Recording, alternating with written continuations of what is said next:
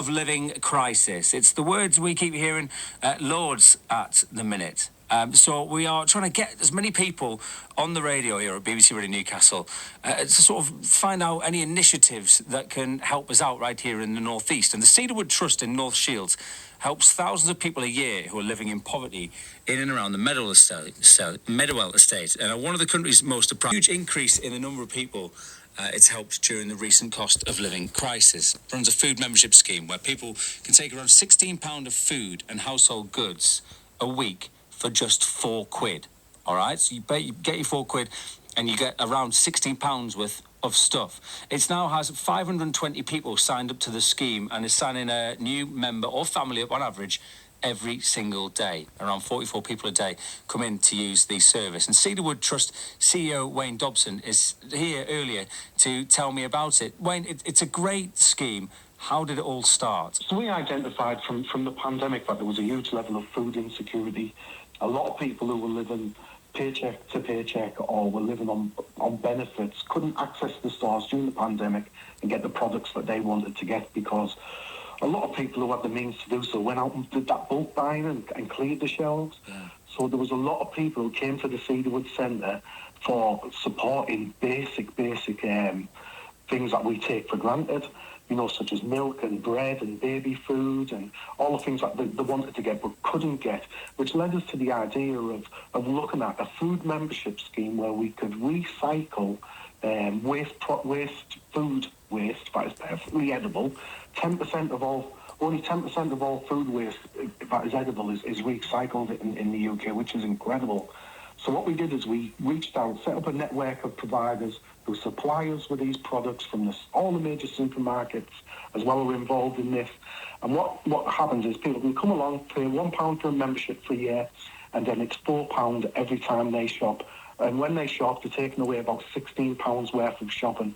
But on top of that, we bring in fresh fruit and vegetables every single day, and people can take as much as they want or as little as they want for their family. And people are really respectful. So again, when you go to the supermarket, I don't get the choice of taking 2 or 3 bananas. I have to take a whole bunch and probably see 2 or 3 of them go to waste. Here, people can take what they need for their immediate family. And we have seen an incredible growth from a very quiet opening in October last year to 520 members now. That's 520 residents across North Tyneside accessing the food membership scheme. We have 50% of those people are in work, so there's in work poverty. 20% of the people are pensioners, and the other 30% are people who are on benefits. So it's quite a mixed group of people who are accessing the service. It's a real mixed variety of people. So you're seeing people from all walks of life, I'm guessing, then? All walks of life. I've talked about this example before, but we have a paramedic who started to come and use the service because she was living to the maximum of her income. One particular week, she had a car that needed fixing. It was the week before payday, and she said what she would normally do is just make that week out. So you'd go to work as maybe you and I would do, and you wouldn't bring any lunch that day, or you wouldn't buy any lunch that day. And someone would say, "Are you not eating today?" And you'd come out with some storyline about being on a new fad, or you were fad diet, or you were fasting for the day.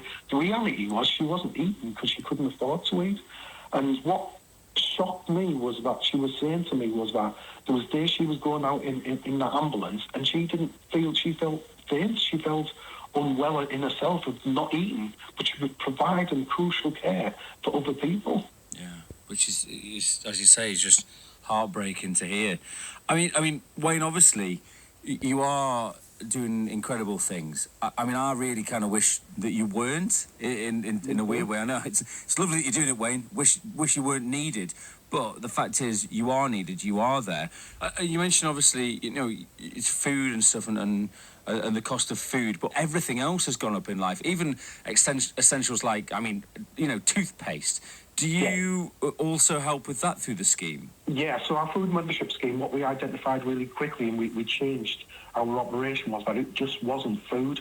People were coming in and saying, "Have you got any pet food? I can't afford to feed my dog, apart from the scraps that we leave on our plate. Yeah. Have you got any washing powder because I want to to go for an interview, but I'm aware my clothes are smelling, I'm washing them in the bath with a bar of soap. It's a support you can provide around that.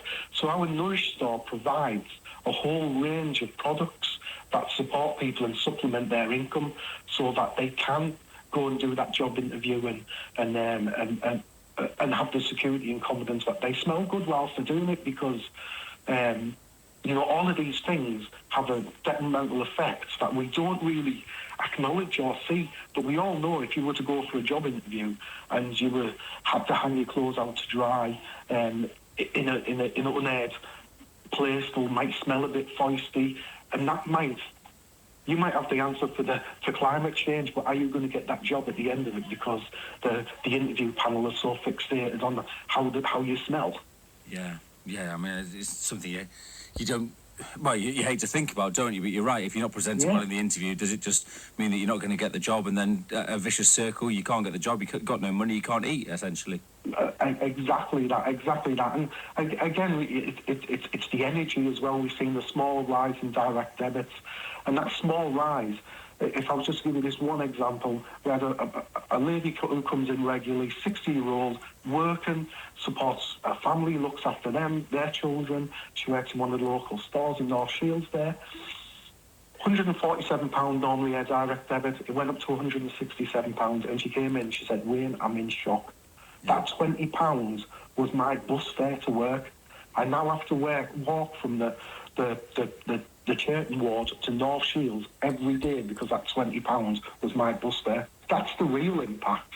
And my worry is that people are living to the maximum of the income and there's nothing left to give.